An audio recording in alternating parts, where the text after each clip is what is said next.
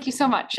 So yeah, I will be providing a brief presentation about our 2025 to 2045 water resource plan. This is meant to be a high-level overview of the plan, and the plan is available online if you want to read it more in depth. And so I'll provide a link at the end of the presentation with that information to access the plan. So this is the fifth version of the plan since TMWA's inception. So we update our water resource plan every 5 years. And this plan is intended to look at our supply and demand moving out over the next 20 years and beyond, to assess how we're going to meet growing demands under different scenarios and under changing conditions in the region, including economic and climate conditions. So this format is going to be very similar to the 2020 to 2040 water resource plan format, which we also call the WRP. And so the format is a fairly shortened version and meant to be more accessible to the general public. We are also developing a shorter standalone version, which I'll cover later, that will be even more easily accessible for the general public. So looking at TMWA's planning process, we have three main plans. We have our water resource plan, our water facility plan, and our funding plan. These plans all work jointly together and help us determine customer rates and facility charges, especially the funding plan covers that piece. And the resource plan identifies future resources we might need, which then feeds into our water facility plan, which is more of an engineering plan.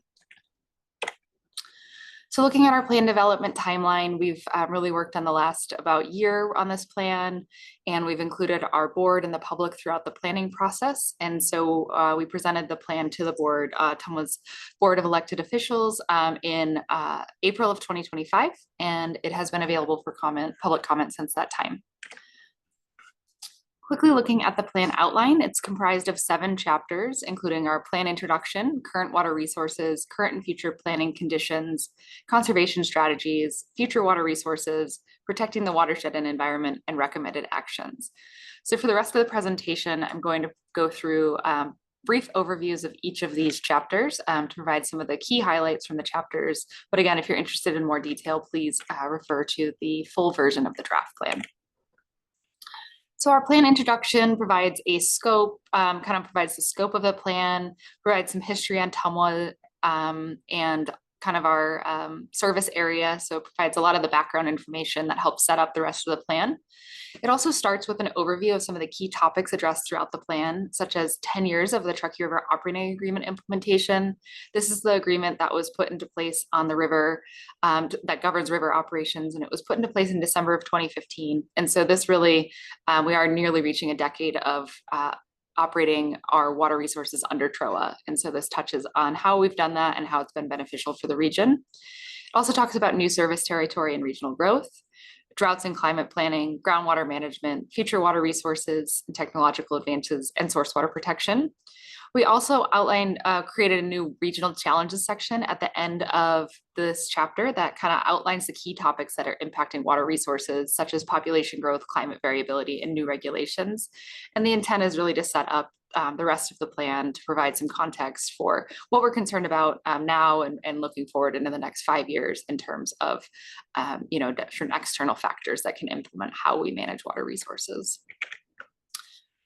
This covers the goals and objectives. These were established in 2020, and they've been carried over with some minor modifications. So really the main goal of this plan, as I mentioned earlier, is to ensure that TMWA has adequate water resources to meet the community's water needs over the next 20 years and beyond. We also evaluate and implement innovative solutions to best manage water resources in the region. And as a public water utility, we really want to maintain community confidence in our planning process and have a transparent planning process that the public feels comfortable engaging with us on and understanding how we plan for water resources moving forward. It also recommends management strategies and policies to guide TMWA over the next 5 years. And then there are more in-depth objectives, as you can see there, that are kind of nested under these goals.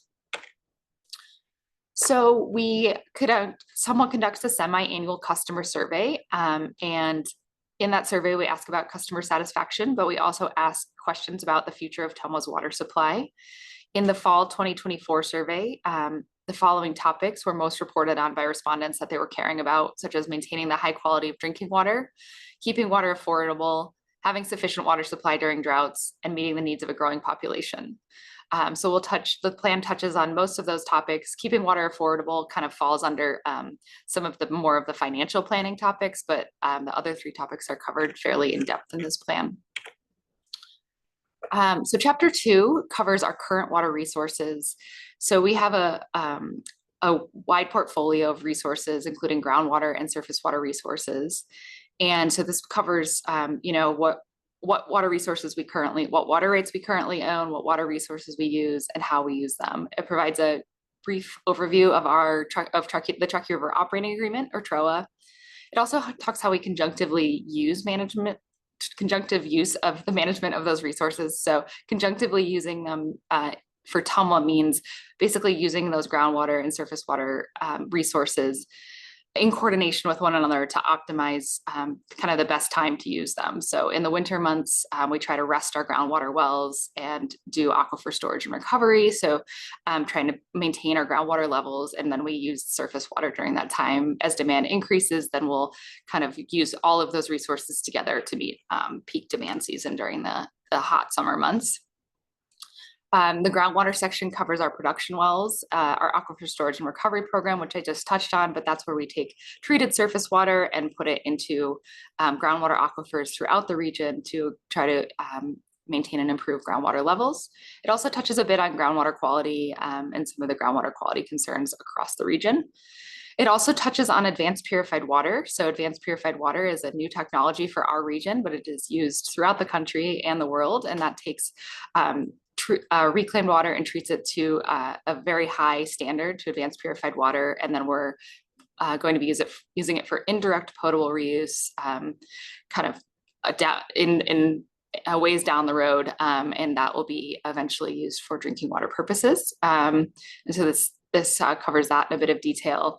And then again, it covers our water rights. So our existing water rights, the available Truckee River water rights, and our return flow management, where we need to use water rights to make up return flows to the river when water is used for reclaimed water and other purposes. So I just want to provide some context on our surface water resources. So this is a map we commonly use. It's the Truckee River Watershed. You can see it starts at Lake Tahoe, and the Truckee River flows about 121 miles to Pyramid Lake. We're really fortunate that we have a lot of upstream reservoir storage. TMWA owns and manages the dams at Independence and Donner Lakes. And so we're able to store a lot of drought supplies in those two lakes. And then we're also able to store drought supplies in the federally owned reservoirs. So those are Stampede, Boca, Prosser, and Lake Tahoe. And those are managed by the federal water master who administers the Truckee River Operating Agreement. And so we're very fortunate to have these resources upstream. We get about 80 to 85% of our total water supply from the Truckee River, with another 15 to 20% coming from those groundwater wells. So looking at groundwater, it's a little bit hard to see on this map, but we have groundwater wells in 9 hydrographic basins. And you can see the smaller blue dots represent the wells. And again, because of the scale, it's a bit hard to see, but we do have about 90 production wells across the region that we use to supplement surface water flows. So again, when we're talking about conjunctively managing resources, this shows our water supply and how we've made it, how we've created that water supply over the last 30 plus years. And you can see that typically, like I mentioned, we use the majority of that water supply is made up using surface water, and then groundwater makes up the additional part. In very dry years or drought years, such as 2015, you can see there's a purple category on here, and that is our privately owned stored water and credit water. So those are the drought supplies I'm talking about upstream. And we only need to release those drought supplies in very dry years when river flows are no longer being met. And so that's when we tap into those drought supplies. This is a kind of a very detailed graph or chart showing TMWA's water rights, but you can see that we do own water rights, like I mentioned, in those 9 hydrographic basins, and then we own a lot of Truckee River water rights as well. This graph has been included in our water resource plans kind of over time, and it shows basically there's a set amount of Truckee River water rights on the river system, and it's about 226,000 acre feet. For context, a single family residential home uses about half an acre foot of water a year. So provides a little bit of context, but you can see the green is those were the agricultural rights. So basically, as the region has developed and those parcels that used to be ranches have been converted into homes or apartments or condos, those water rights have been converted, dedicated to TMWA and converted to municipal and industrial use. And so that is what we have used to supply a lot of those developments over time. And those are water rights that TMWA now owns. This graph shows Washoe County population and TMWA water production. This shows the population for all of Washoe County, although we serve only about 90% of that population. And you can see the green line shows population. So of course it's been steadily increasing over time. And you can see our water use in the production is in the blue. And you can see that we're at about 90,000 acre feet now and on an annual basis. And you can see that actually in the early 2000s, we were at about that level as well. So you can see even with how much the population has increased, we are not using water at nearly as high of a rate as we even used to be. And I'll talk more about later why that is, why we've been able to reduce water use in our region pretty significantly. So chapter 3 is our current and future planning conditions. This is probably the most technical chapter. So this includes our 20-year water demand projection, which is really kind of the heart of this plan of what we want to make sure that we can meet over the next 20 years as the region continues to grow. It also, this time around, we did 2 different analyses. One is a paleohydrologic study of the Truckee River over the past 500 years. So paleohydrology, basically, we have about 120 years of data that we actually have measured data for. So paleohydrology data goes much beyond that by using tree ring data or sometimes ice cores or other data to assess long-term patterns. We're using a tree ring study that was done by University of Nevada, Reno. And so we didn't use this really for planning purposes. We kind of wanted to, like I've said, assess long-term patterns. So kind of see what the Truckee River maybe looked like 500 years ago if current operations on the river were in place and the current demand was kind of in place right now. We also did some pretty extensive climate modeling in the 2020 to 2040 plan. And so we basically used that modeling again, which used 8 general circulation models, which look at kind of what the future climate might look like, and then also 2 greenhouse gas emission scenarios, also called representative concentration pathways or RCPs. One is a moderate emission scenario, one is a high emission scenario. And so we basically, in our 2020 plan, we ran both those scenarios and we saw that we have an extremely resilient system. We did see that far out into the century, into nearing 2100, we did see some small shortages in those models and kind of the worst of those general circulation models, of those climate models. And so we wanted to see how some of our future resource planning could maybe alleviate those shortages and increase system resiliency. So we looked at how our expanding our aquifer storage and recovery program, where we take the treated surface water and put it into the groundwater, could increase or decrease or maybe even eliminate potential shortages in the future. So starting out, we're going to look at that 20-year demand projection. So we're at about approximately 90,000 acre feet is what we're expecting for our 2025 annual demand. And by 2045, we expect to get up to about 107,000 acre feet. And that's total demand, including residential, commercial, industrial, et cetera, in our service area. So this is the paleohydrologic modeling. And so this is a kind of a complicated graph just because it goes on for 500 years, but this is Lake Tahoe elevation. So the Lake Tahoe elevation is a really good barometer of the health of our entire system. The top 6.1 feet of Lake Tahoe, which is above the natural rim when the dam was built in the early 1900s, it created that extra 6.1 feet of storage. And so when Lake Tahoe is above the natural rim, it means flows are coming out into the Truckee River at Tahoe City. When it's below the rim, there's no water coming in the Truckee River from Tahoe City. There might be water in the river coming from the other tributaries, but Lake Tahoe is an incredibly important storage reservoir for our region. So you can see here that over time, the Lake Tahoe has gone below the rim based on this tree ring study data for significant periods of time. Again, this is some somewhat hypothetical just because tree rings aren't a perfect correlation and we're using current river operations in this modeling, but it does show that there's extreme variability in the system, which is what we see now as well. And you can see that there's really periods of extreme dryness and then very wet periods for sometimes even decades, as you can see in this modeling. And what we were really interested in is whether we were still capturing that variability in our climate modeling. And we actually saw that some of the climate models showed that it was going to be even more variable in the future. And so we do feel like we're really capturing a lot of that historic variability by looking out to the future of these climate models. I'm just going to show a quick graph of one of the models. This is one of the climate models. This is the moderate emission scenario, or RCP 4.5. And as I mentioned, you can see some of those later years with the red showing some shortages. So what this graph is showing is our projected sources of supply. So very similar to that graph I showed of the actual sources of supply that we've used for the last 30 plus years.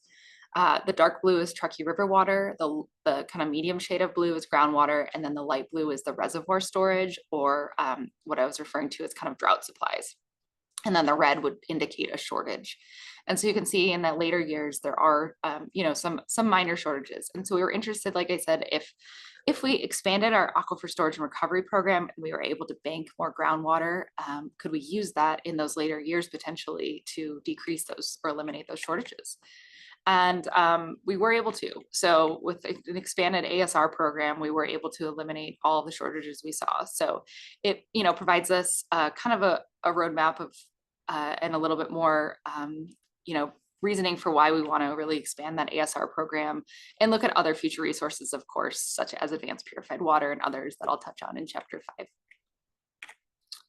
Chapter 4 covers our conservation strategies. So this provides an overview of TMWA's strategies to manage water loss and water demand in the system. It also includes TMWA's drought contingency plan, which is how we address varying levels of drought conditions. This graphic here kind of shows how we think about drought conditions. And so a normal year, we don't have to do anything special. We don't have to use those drought supplies. When we get into really more severe droughts, we call that drought levels 2 through 4, depending on when we need to use those drought supplies. And so that's when we call for enhanced water conservation. And so I'm going to just talk about our water conservation measures now. And in those really severe drought years, we call for much more extensive conservation and voluntary cutbacks by the community. So some of our demand side management strategies that have helped reduce water use over time are our water efficiency codes, such as our assigned day watering program. We have even and odd day watering, and then on Mondays we let the system rest. We also have seasonal water conservation consultants, and they drive around our service territory and identify any water waste or excessive use of water and help educate customers on how to be more efficient, because it's good for our water supply and it also helps people save money. We also have a tiered rate billing structure, and almost all of our customers are metered, and most are now on advanced meter infrastructure. So you can basically have real-time data of your water use and can easily identify leaks or any other excessive use of water. We also do a lot of education and outreach on landscaping and irrigation workshops, and have a water efficient landscaping guide. We also do a water usage review program to help customers reduce use if they have really high use for some reason. Again, and then we do kind of increased versions of a lot of these education and outreach programs, predominantly when upstream drought reserves are projected to be needed. So how has this helped us over time? So we have seen population, again, this is the population served by TMWA in the blue on the left axis, and then orange shows per capita daily water use. So how much each person is using, and this is residential use.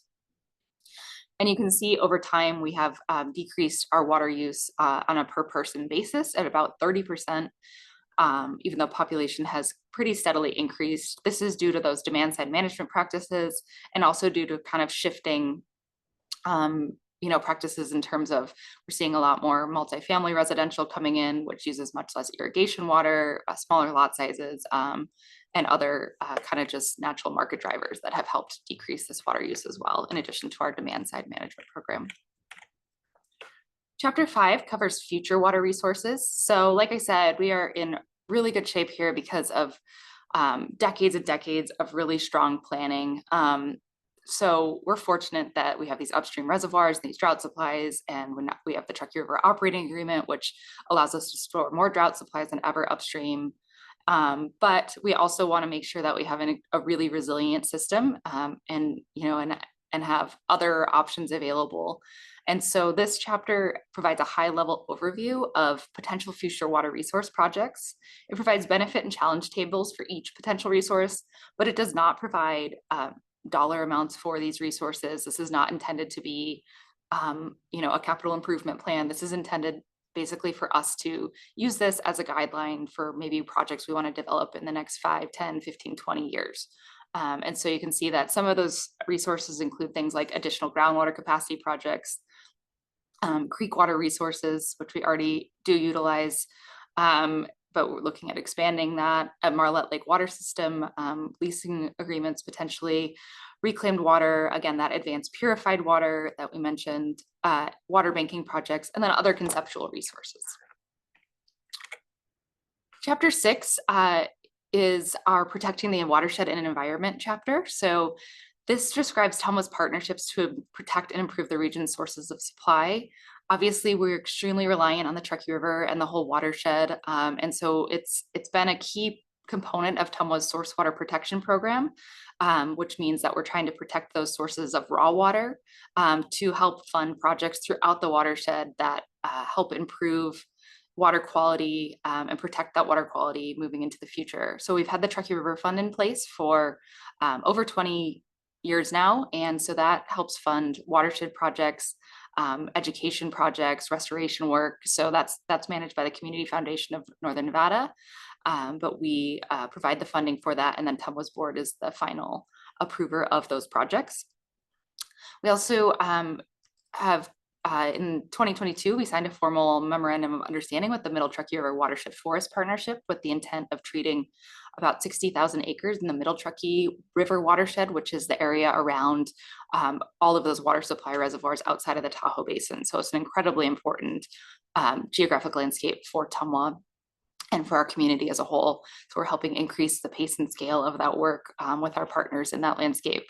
We're also part of the One Truckee River Partnership Council, which helps kind of more in the urban corridor, doing lots of great work. We've partnered with them on installing 3 Portland Loo restrooms along the river corridor to decrease human waste in the river and increase the water quality upstream of our Glendale water treatment plant intake. We're also part of the Donner Interagency Partnership for Stewardship, which I mentioned is one of our key drought supply reservoirs. So that's just helping ensure that we have programs in place that really protect that water supply. And lastly, our Washoe County Integrated Source Water Protection Plan deals with trying to identify projects that can help improve groundwater and maintain groundwater and surface water supplies kind of on the Washoe County side of the watershed. And then it also provides an overview of TMWA's hydroelectric plants, which we're very proud of, that are over 100 years old and are run-of-the-river plants, and also, just our renewable energy generation and how that helps offset a lot of our energy use. The last chapter is our recommended actions chapter. So this really is intended to help guide TMWA over the next 5 years into making, good water resource management decisions. So it's divided into 3 categories: water resource planning, management of current water resources, and future demand and resources. And so all those recommended actions from the 2020 to 2040 WRP have been included in this plan and updated. So if you're interested specifically in those recommendations, please visit that chapter. So some of the key takeaways are that TMWA has sufficient water rights to address the region's growing water demand over the next 20 years and beyond. Results show that TMWA has an extremely resilient and reliable water supply under climate change scenarios, and especially with expanded future resources. So we constantly analyze future resource options to further increase the resiliency to drought. And TMWA does its due diligence through planning and modeling to ensure that the water supply is sustainable for the community now and into the future. And it's really important to note that the resource plan is an evolving document. So it's updated every 5 years because obviously the region is changing rapidly. And so we want to make sure that we're we're always on top of that. And of course, we're doing planning every day here, but we also want this document available for the community and updated every 5 years so that we're all confident in our water supply moving into the future.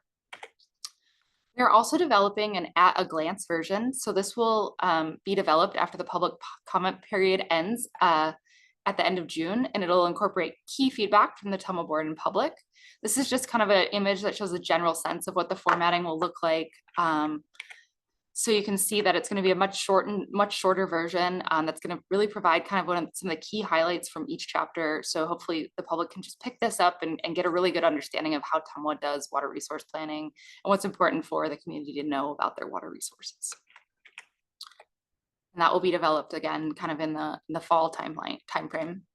So with that, our whole draft is available for public review on TMWA.com/WRP 2025. We're taking public comment on that form through June 30th. We would appreciate any review and public comment. It's also available through the QR code. And with that, Sonia, I'm happy to take any questions or comments.